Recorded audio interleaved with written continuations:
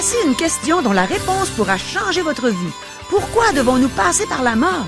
La parole de Dieu va nous donner une réponse qui permettra à tous ceux qui le veulent réellement de naître de nouveau aujourd'hui à l'émission À travers la Bible.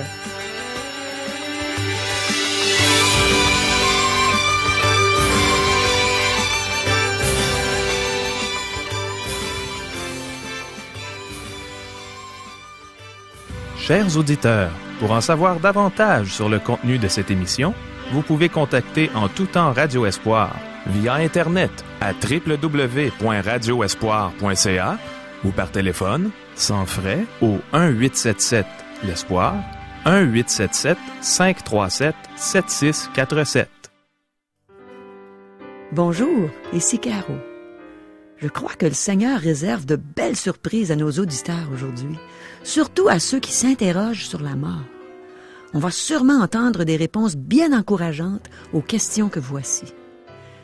Qu'est-ce qu'un gouvernement doit faire pour qu'une nation soit bénie? L'homme est-il capable de se gouverner lui-même et de gouverner le monde? Est-ce que c'est vrai que celui qui s'élève sera abaissé? Quelles sont les conséquences quand nous négligeons de faire face à notre devoir? Pourquoi l'être humain doit-il passer par la mort? Restez avec nous, le pasteur Régent Joly est sur le point de répondre à toutes nos questions en nous enseignant ce qui est écrit dans ce merveilleux livre qu'est la Bible, la parole de Dieu. Mais premièrement, demandons à Dieu qu'il parle lui-même à nos cœurs par la bouche de son serviteur. Prions. Ô Seigneur, parle-nous. Parle à nos cœurs. On sait que ta parole est entièrement de toi, que toute cette Bible d'un couvert à l'autre vient de toi, que c'est toi qui l'as inspirée à tous tes écrivains, aux prophètes, aux apôtres. Et maintenant, c'est à nous que tu veux parler. Enseigne-nous, mon Dieu, dispose-nous à comprendre ton beau message. Amen.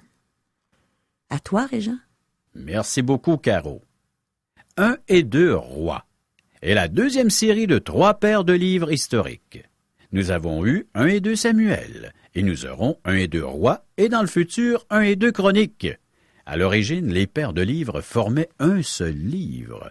Cependant, les traducteurs de la Septante ont divisé les 3 livres historiques en 2 pour faciliter le travail des lecteurs. Je pense que ce fut une bonne idée.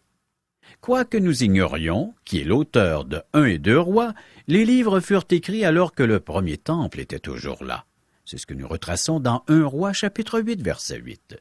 La tradition affirme que Jérémie est l'auteur de 1 et 2 rois, mais les érudits contemporains penchent plutôt pour les prophètes. Le thème de ces 2 livres est indiqué par l'expression « comme David son père ». Nous la retrouvons à 9 reprises dans le premier livre des rois. Nous suivons l'histoire de la lignée royale, de la postérité de David, et chaque roi est comparé à David, son père. David n'était qu'une norme humaine, et certainement pas la plus élevée dans le monde. Néanmoins, nous remarquons que les rois qui succédèrent à David n'atteignirent pas la norme établie par David. Ce livre relate le déclin et la chute du royaume. Premièrement, le royaume fut divisé et ensuite chaque partie tomba entre les mains de l'ennemi. 2 passages clés résument les 2 livres des rois. Le premier décrit la chute du royaume du Nord.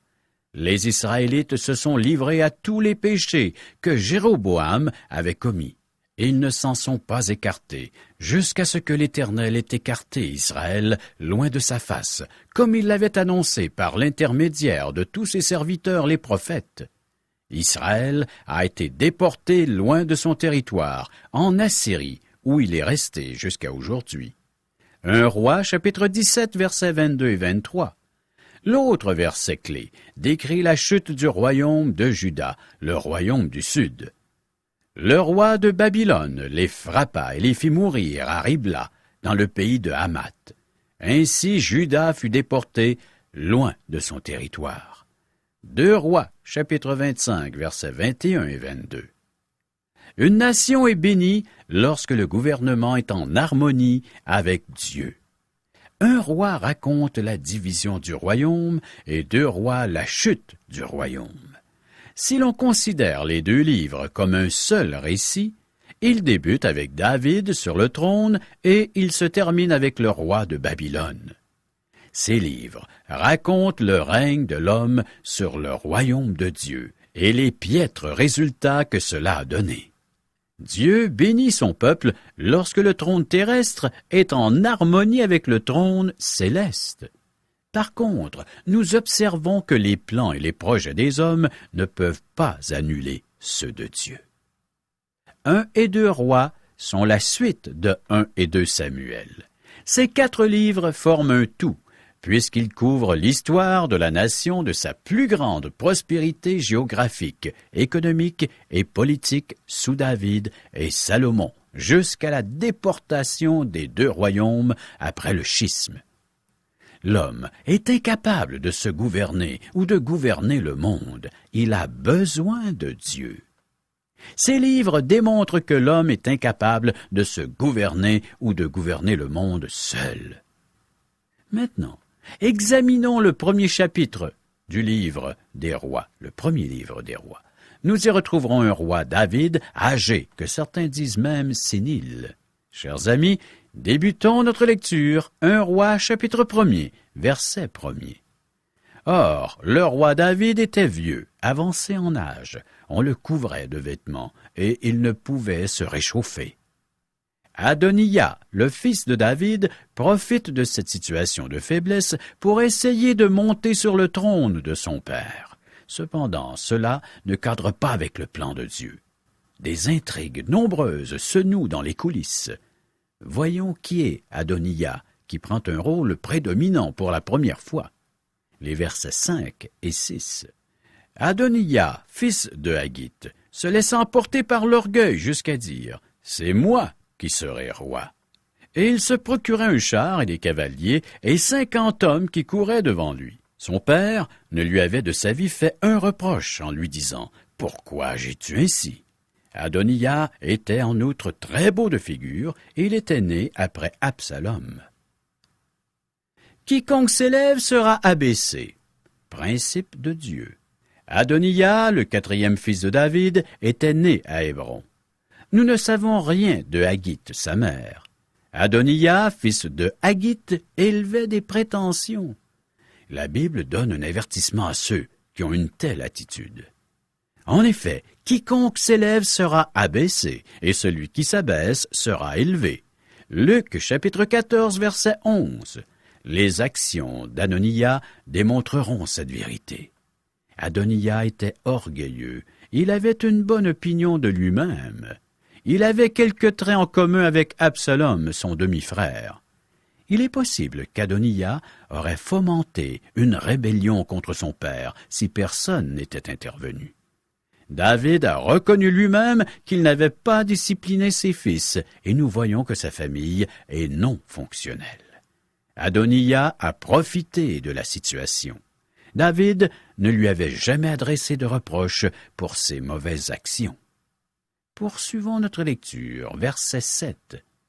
Il eut un entretien avec Joab, fils de Tseruya, et avec le sacrificateur Abiatar, et ceux-ci se rallièrent à Adoniya. Joab, qui avait toujours été loyal à David, joint le clan d'Adoniya. Il désire s'assurer une situation intéressante après la mort de David. Il veut être du côté gagnant. Joab avait une influence énorme à la cour, car il fut le bras droit de David depuis les débuts. Ceci démontre que Joab n'aurait pas choisi Salomon pour régner sur Israël. Je pense que le choix de David avait été Absalom et qu'il sourira probablement lorsque Adoniya jouera ses cartes. C'est à suivre. Poursuivons notre lecture, verset 9. Adoniya sacrifia du petit du gros bétail, ainsi que des veaux gras près de la pierre de Zoélette, qui est à côté d'En-Rogel, et il invita tous ses frères, fils du roi, et tous les hommes de Juda au service du roi. Adoniya voulait probablement annoncer qu'il serait le roi désormais. En fait, depuis le décès de ses aînés, il aurait dû devenir l'héritier légitime du trône. Selon les lois de l'époque, le fils aîné succédait toujours à son père sur le trône. Adoniya commit un geste audacieux en invitant tous les fils du roi, sauf Salomon. Verset 10. Mais il n'invita point Nathan, le prophète, ni Benaja, ni les vaillants hommes, ni Salomon, son frère. Adoniya savait que Nathan se rangerait du côté de Bathsheba, car c'est lui qui avait conseillé David spirituellement pendant le temps de son péché grave. Elle était la mère de Salomon, et c'est elle que Nathan approche en premier. Versets 11 et 12. Alors Nathan dit à Bathsheba, mère de Salomon, « N'as-tu pas appris qu'Adonija, fils de Haggith, est devenu roi sans que notre seigneur David le sache? Viens donc maintenant, je te donnerai un conseil afin que tu sauves ta vie et la vie de ton fils Salomon. » Adoniya avait caché ses agissements à son père, le roi David. Nathan s'implique dans le dossier. Verset 13. « Va, entre chez le roi David et dis-lui, « Ô roi, mon seigneur, n'as-tu pas juré à ta servante en disant, « Salomon, ton fils, régnera après moi, et il s'assiera sur mon trône? Pourquoi donc Adoniya règne-t-il? » Notre négligence à faire notre devoir peut avoir des conséquences fâcheuses. David avait promis à Bathsheba que son fils Salomon monterait sur le trône. Cependant, David a trop tardé à faire connaître clairement ses intentions. Peut-être n'était-il pas enthousiaste à l'idée de voir Salomon monter sur le trône. Mais il se fait tard, il est rendu un vieillard, et il doit en parler. Verset 14. « Et voici, pendant que tu parleras là avec le roi, j'entrerai moi-même après toi, et je compléterai tes paroles. » Nathan voulait que le vieux roi se rende compte de ce qui se passait dans sa maison et dans son palais. Versets 15 à 20. Bathsheba se rendit dans la chambre du roi. Il était très vieux, et Abishag, la Sunamite, le servait. Bathsheba s'inclina et se prosterna devant le roi. Et le roi dit, « Qu'as-tu? » Elle lui répondit, « Mon seigneur, tu as juré à ta servante par l'Éternel ton Dieu en disant, « Salomon ton fils régnera après moi, et il s'assiera sur mon trône. » Et maintenant, voici, Adoniya règne, et tu ne le sais pas, ô roi mon seigneur. Il a tué des bœufs, des veaux gras et des brebis en quantité, et il a invité tous les fils du roi, le sacrificateur Abiatar et Joab, chef de l'armée, mais il n'a point invité Salomon ton serviteur.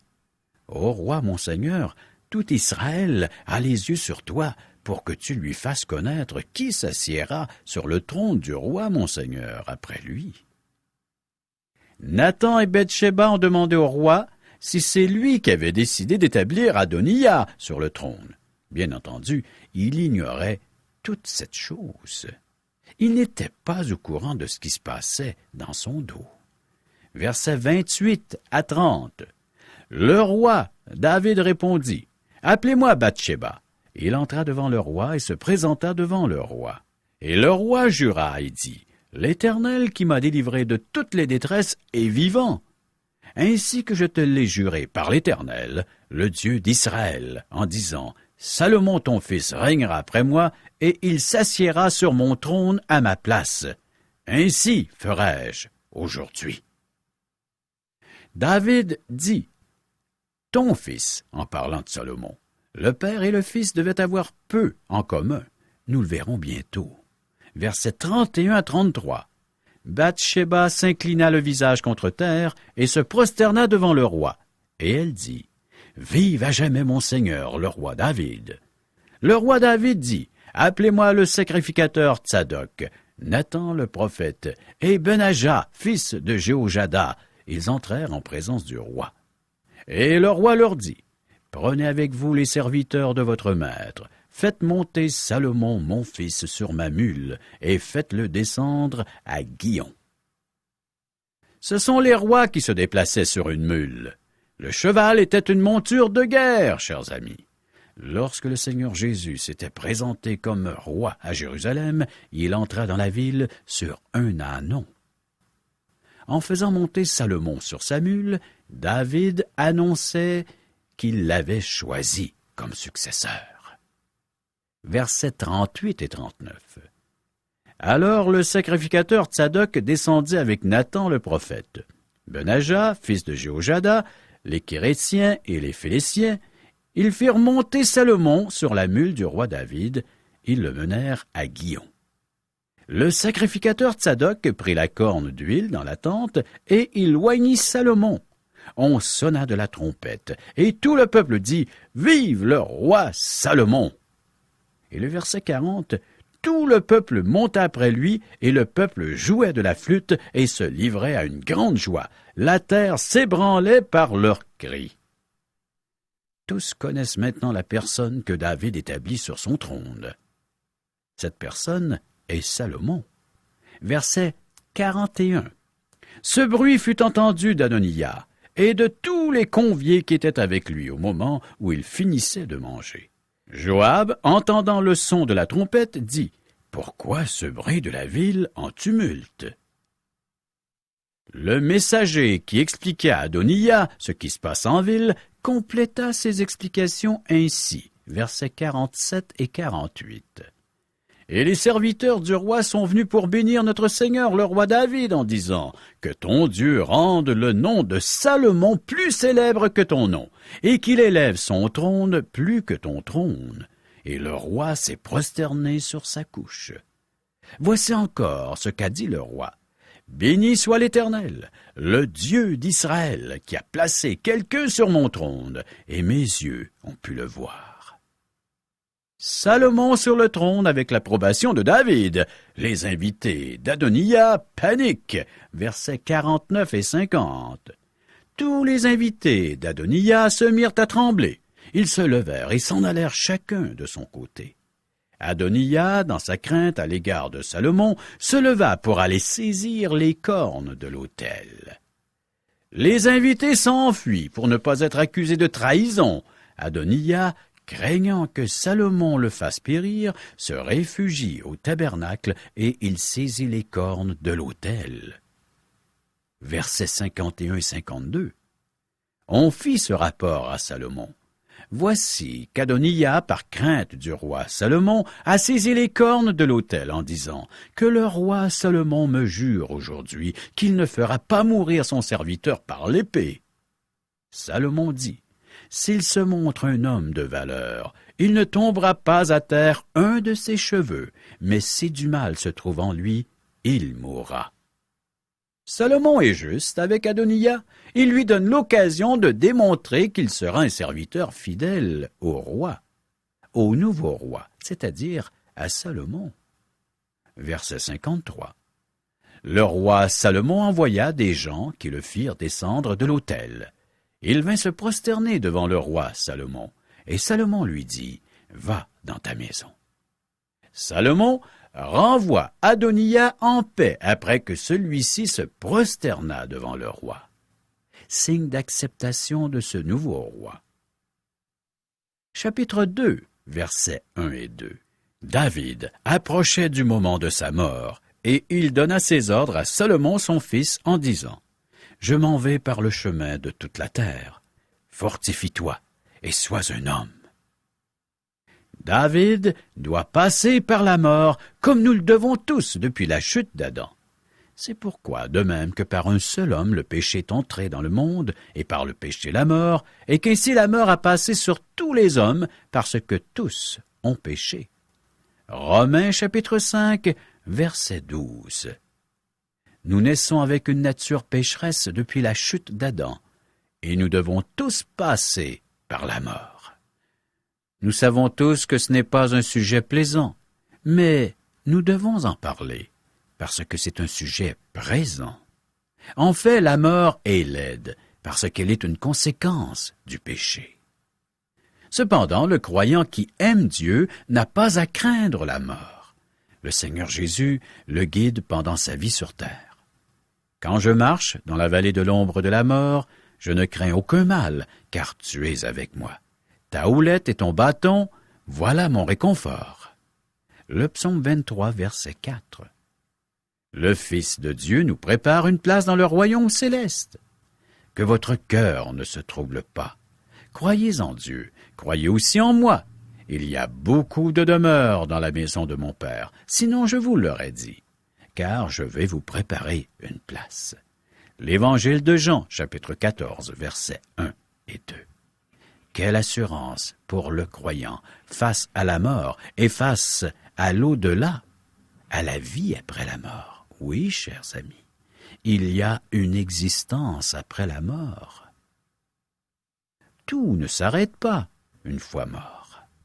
C'est le début d'une autre existence, l'éternité. La Bible nous en parle et elle nous dit de nous préparer à cette éternité. Comment faire?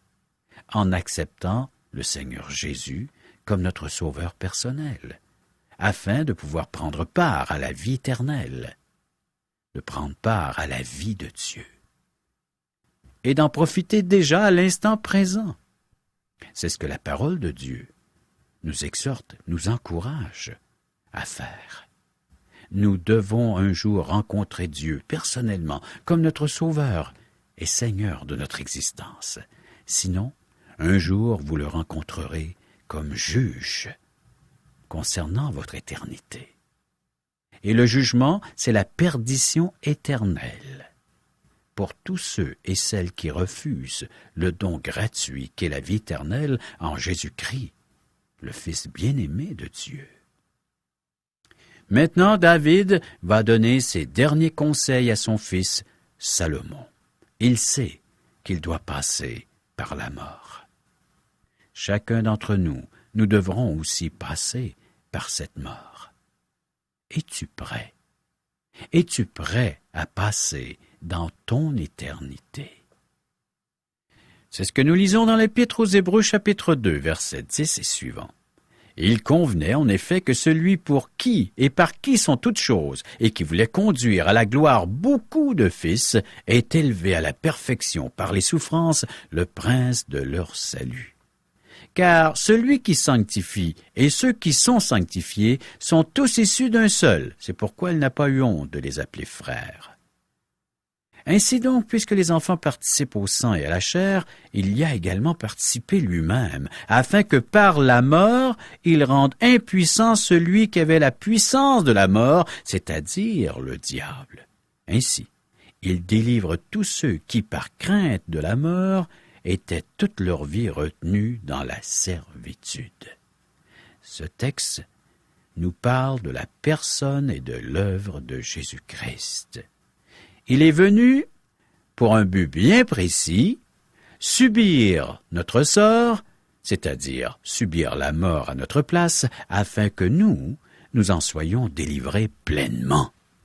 Oui, chers amis, celui qui est en Jésus-Christ a vaincu la puissance de la mort ne peut l'atteindre. Jésus-Christ a dit « Je suis la résurrection et la vie. Celui qui croit en moi vivra éternellement. » Crois-tu cela? Peux-tu accepter cette vérité venant non des hommes, mais de Dieu lui-même et de Jésus-Christ qui est venu nous la proclamer, cette bonne nouvelle, nous l'annoncer, afin que nous puissions la recevoir et la vivre? Veux-tu vivre? Veux-tu une vie abondante, une vie éternelle? Elle t'est offerte, et cela gratuitement. Non par tes mérites, ni par tes œuvres. C'est un don gratuit de Dieu.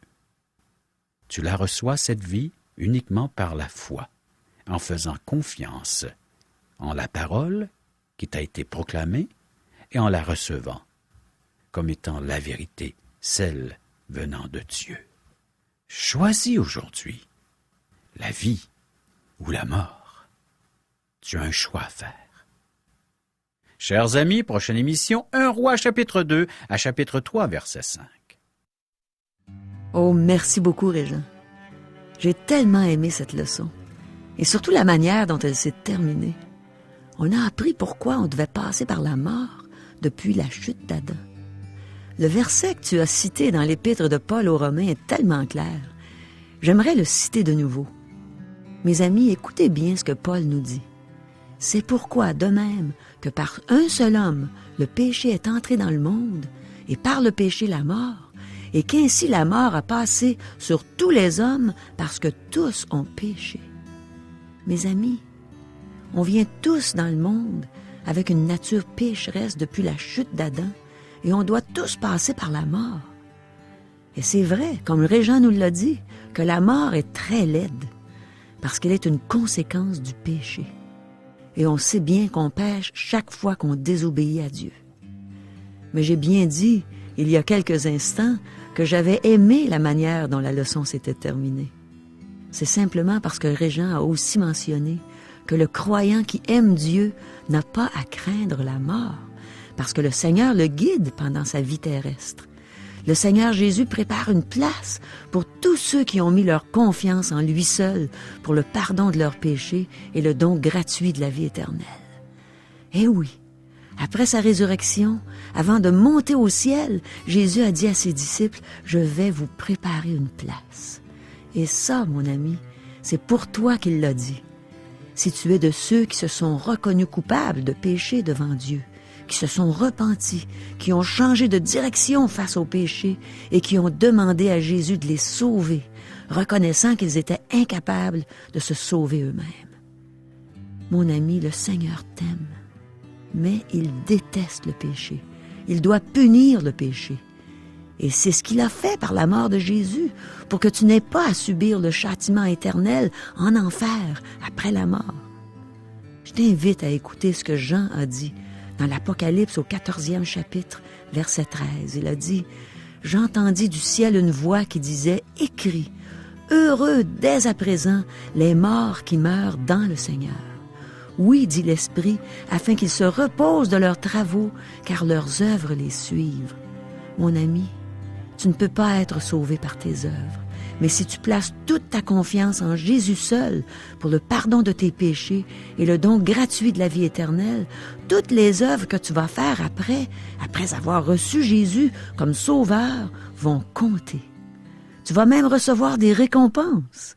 Mais je suis certaine que tu ne feras pas tes œuvres en vue des récompenses, mais plutôt parce que tu seras reconnaissant envers Dieu de t'avoir fait ce beau cadeau de la vie éternelle. Alors Jésus frappe en ce moment à ta porte. Laisse-le entrer. Laisse-le entrer. Laisse-le faire le grand ménage dans ton cœur. Laisse-le te laver de tes péchés. Il veut le faire avec tellement d'amour. Laisse entrer Jésus. Il frappe à la porte de ton cœur en ce moment. Et demain, il frappera peut-être pas. Peut-être que tu vas être déjà mort demain. Il sera trop tard à ce moment. Laisse-le entrer maintenant. Repens-toi. Dis à Jésus, sauve-moi, Seigneur. Il va le faire si tu as confiance en lui. C'est pour toi que Jésus est mort sur la croix.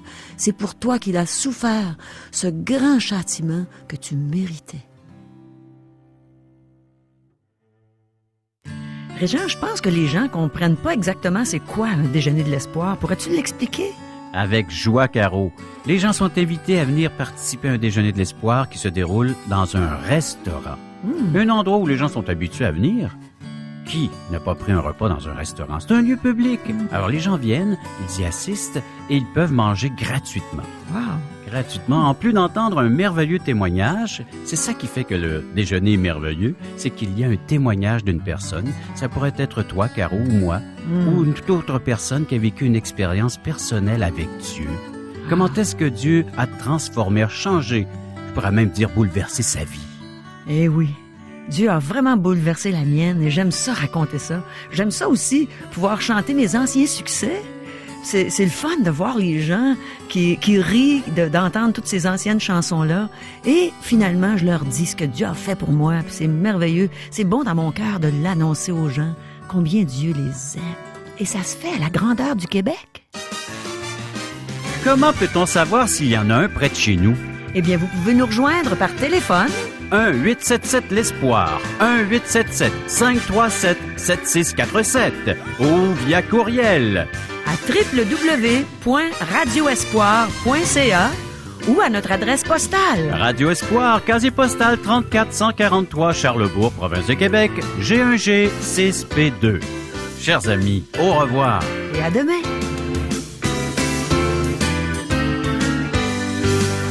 Cette émission vous a été présentée par Radio Espoir.